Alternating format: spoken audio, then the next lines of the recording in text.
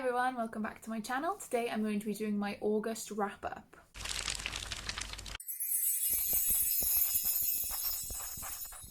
Now, I feel like I should be doing an apology video because in my August TBR video I claimed that I would be able to read 13 books. A couple of these were manga, so I wasn't feeling too bad about it. I was feeling really motivated for the month, but in August, I only ended up reading 4 books. Now, I feel like 90% of BookTube and Book Twitter was in a slump halfway through August, and I feel exactly the same way, or I felt exactly the same way, so I'm not going to dwell on it too much. I read 4 books, let's get into them. My first book this month was a reread, and that was Fury Born by Claire Legrand.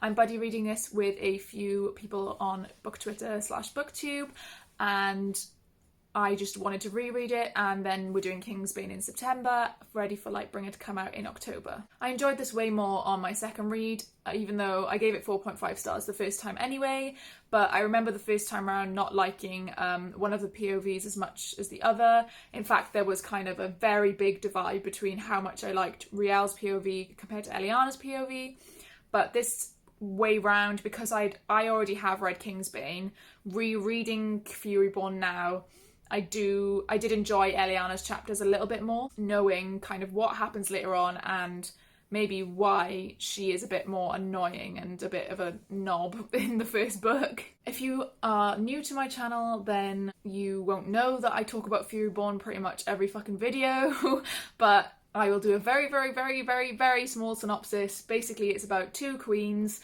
They are 1,000 years apart in 2 different timelines, and each chapter flips between the timelines, and one of them is going to be the Blood Queen, who will destroy them all, and one is going to be the Sun Queen, who will save them all. And Fury Born is about their 2 stories from the beginning, but you do get a little bit of the future in the first chapter, so that you kind of know what the end game is. You know what the end of the story is going to be, and that's kind of the prologue, but then you rewind way back and you start from the beginning and you see how they got to that place. That was one thing I really enjoyed about Fury Born, was the kind of hope that that prologue may not happen or can change, but also knowing like, well, that's already happened, how the hell did they get there? So I really liked that trope that Claire Legrand put in there. Both of the main characters are bisexual, especially in the second book there is an FF romance, but it's very casual. It's a very sex positive book, and the sequel is as well. I just really recommend you pick it up, and especially even if you think the first one is maybe only like a 4-star, Kingsbane itself is like 5 stars plus. Like, it blew my mind. Everyone should read Fury Born. The second book I read this month was Harrow the Ninth by Tamsin Muir. So I read Gideon last month in July, and I really enjoyed it. I gave it 5 stars. I listened to it on audiobook, so I listened to Harrow on audiobook as well. I kind of read this at the similar time as Katie from Katie Brightness Reads, and after we both finished, we were both just like screaming at each other like, what the fuck just happened? In the simplest of words and terms, this book is a mind fuck. I did not know what was going on for about 70% of the book, and I loved it. You kind of have to be fully in with Gideon to enjoy Harrow, I think. Like, if you didn't enjoy Gideon the Ninth, you will 100% not enjoy Harrow the Ninth. But if you did enjoy Gideon the Ninth, your mind will be blown by Harrow the Ninth, and you will just be left wanting more, as in you want the 3rd book. Like, straight away, right now, give it to me, please. I need Elector the Ninth. I want the audiobook because Moira Quirk is the narrator, and she is so good at narrating. She's in the new trilogy for Red Rising as well. I think she's only in Dark Age. She does what's her name? Lyria. Shut up. I know who it is. She voices Lyria in Dark Age. It was a different woman who did her in Iron Gold, but she voices Lyria in Dark Age. And she's really good. Really liked it. Really enjoyed all the sass and snark and like sarcasm that she inflected into the words, which was perfect for the way it's written. I can't really say much for this because it will obviously spoil Gideon, but Gideon the Ninth has been described as lesbian necromancers in space. But don't go into the book thinking there will be a lot of sci-fi or a lot of space or space battles or anything. It's very much not like that. It's more sci-fi fantasy, speculative fantasy. It's definitely not. It's kind of a genre of its own. There's a lot about biology, a lot about bones, a lot about marrow. There will be a lot of talk and explanations of things that are very biological, but you know, it's not hard to grasp. The magic system is literally just about bones and flesh. It's really not hard to grasp. But Gideon kind of turns into a bit of like a Cluedo whodunit. Gideon is indentured to Harrow the Ninth, obviously the name of the second book, and they get called by the Emperor to a massive haunted house, or like a house, but they think it's haunted, to do trials to become one of the Emperor's lictors, I think it's called, to become one of the Emperor's lictors, who are just his like right-hand man, or like people who are just underneath him. So there are 9 houses, 9 planets, and every sort of head of each house or heir to each house goes with one of their, I can't remember. Gideon and Harrow end up going because there's no one else who can be Harrow's kind of right-hand man, and they fucking hate each other. It's very much like enemies, enemies, enemies, 2 lovers, and it's not even 2 lovers.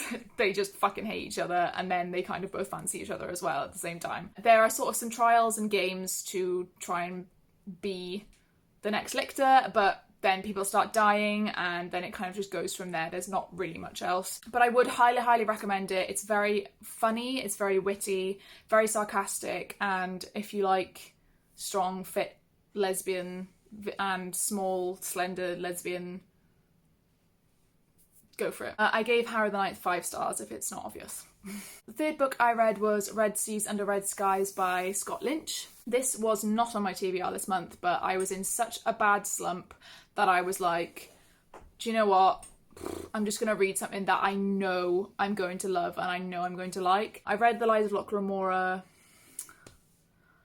maybe like November? I can't quite remember. Sometime between October and February, I read The Lies of Locke Lamora. I really, really enjoyed it. Listen to this on audio as well. The first book follows a band of thieves who are called the Gentleman Bastards, hence why the series is called the Gentleman Bastard Sequence. And it centres around Locke, who is kind of the main guy. He kind of runs it, kind of like the best. He's known as the Thorn of Camor, who is like the best person to swindle the rich and all this. It's a bit of a heist, it's a bit of like they are just thieves and con men, and it is a bit of a long book, but I kind of liked that. I gave Lies of Locke Lamora 5 stars. I gave Red Seas Under Red Skies 4.5 stars because I didn't quite like the romance that got introduced. I thought it was a little bit fast and a little bit underdeveloped for it being so fast, because these books, you know, they're not romance focused at all, and it felt like this romance subplot was maybe a bit too rushed for it to be in there. Like it either should have been cut or like a bit more developed and seen a bit more between the 2 characters. But other than that, really enjoyed it. Locke and Jean are like bros. They like got the best kind of bromance ever. They are basically like brothers, blood brothers. They are always there for each other. It's one of the best like friendships I've seen in a book ever. They always have each other's backs and they will never abandon one another, basically. The second book, they kind of go on like the high seas for some reason. At the end of the first book, they have to like kind of just run away from the city that they're living in, and they end up just on the sea and just fucking around on the sea, I guess. It's kind of hard to explain, but I did really enjoy this one. Again, audiobook, narrator, really, really, really good.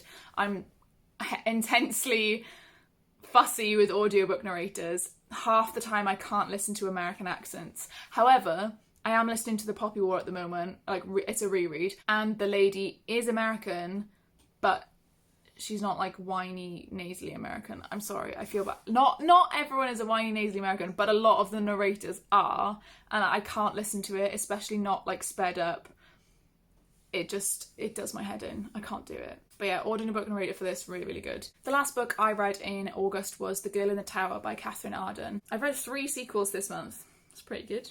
And no new series, which is also kind of good because I don't want to read too many. I don't want to start too many more series. I want to finish the ones that I've started. The Girl in the Tower is the sequel to The Bear and the Nightingale. The Bear and the Nightingale is set in Russia back in like the 1500s with like peasants and kings and, you know, that kind of era. It centers our main character Vasia, who can see little kind of like demons, but they're not bad demons, they're good demons. So there's like a demon who takes care of the stable, there's a demon of like the hearth, and they will take care of like the coals and things.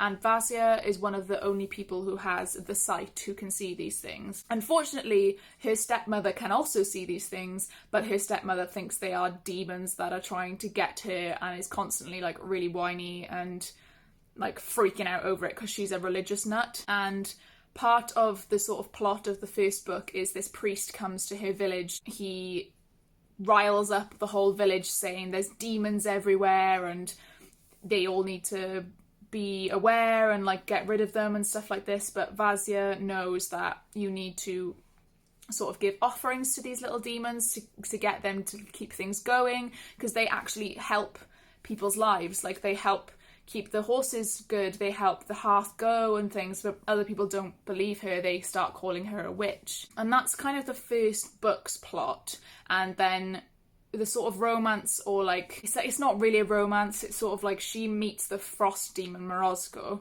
and he is winter. He is the winter demon, and he is trying to kind of get people to remember, and through her I think he's trying to get people to remember him and to remember that these little demons need offerings and aren't harmful. But yeah, there's a lot about religion in it, which religion pisses me off in like terms of like religious nuts, you know, like Westboro Baptist Church and things like that, like religious nuts and extremists. Really, it just grates on me, and these type of people are in this book, and it just annoyed me so much, but kind of in a good way. Like I was so angry at these characters, especially on behalf of Vasia, as she's just sat there like, guys, I'm just trying to live my life, and they're like, you're a fucking witch, get out. I gave the second book 5 stars.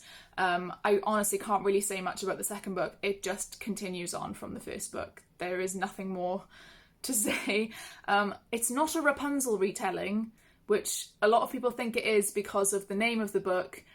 It's not a Rapunzel retelling at all. It's just the second book in the series, and Vasia's sister is like in a tower.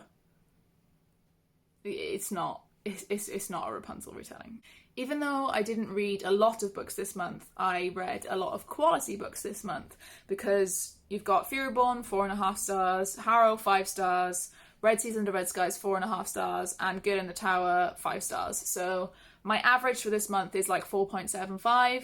I'm really happy with the books I actually did read, and hopefully I will do a little bit better in September. I do have a complete week off between finishing work and starting uni, so I'm hoping that week I will just smash out a load of books as well, especially with the big books that I've got on my TBR this month, thanks to my wanting to suffer with Maddie as well. That was my August wrap up, guys. Hope you enjoyed. Let me know if you've read any of these books, or you want to read I suppose I've read a lot of sequels, so let me know if you want to read any of the first ones, or if you have read any of the first ones. And yeah, how was your reading month? Was it as shit as mine? Let me know. Bye!